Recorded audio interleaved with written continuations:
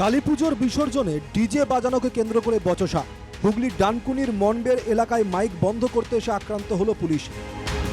প্রতি বছর মনবেরের রামকৃষ্ণ পল্লীতে কালীপুজোর আয়োজন করা হয়। পুজোতে যাতে উচ্চ স্বরে ডিজে না বাজে তা নিশ্চিত করতে পুজো কমিটির সঙ্গে একাধিকবার বৈঠকে বসেছিল পুলিশ।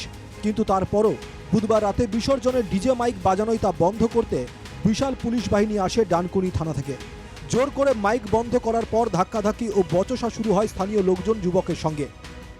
মানে মহিলা পুলিশ, র্যাব, তারপরে মহিলা র্যাব সবাই গিয়েছিল 70 জনের মতো।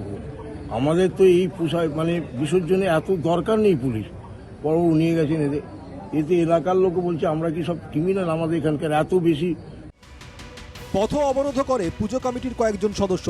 অবরোধ তুলতে গিয়ে স্থানীয়দের ছোড়া ইট ও পাথরের আঘাতে জখম হন এক মহিলা কনস্টেবল সহ 5 পুলিশ কর্মী। ঘটনায় এখনো পর্যন্ত 6 জনকে গ্রেপ্তার করা হয়েছে। বৃহস্পতিবার ধৃতদের শ্রীরামপুর মহকুমা আদালতে তোলা হয়। মুর্শিদাবাদের নিষ্ক্রিয় পুলিশ হিন্দুদের উৎসবে অতি সক্রিয়, খোঁচা বিজেপির। এইভাবে খুব পরিকল্পিতভাবে হিন্দুদের ওপর আক্রমণ নামিয়ে নিয়ে এসছে পশ্চিমবঙ্গের পুলিশ। শামশেরগঞ্জে এই পুরুষ কাপুরুষ থাকে, আর হিন্দুদের কালী পুজোর মাইক বাজলে সেখানে বীর পুরুষ হয়ে হিন্দুদের উপর আক্রমণ করে এবং তারপরে তাদেরকে গ্রেপ্তার করে। পুজো কমিটির সঙ্গে বারবার বৈঠকের পরও কেন বিসর্জনে ডিজে বক্স আনা হলো তা নিয়ে উঠছে প্রশ্ন।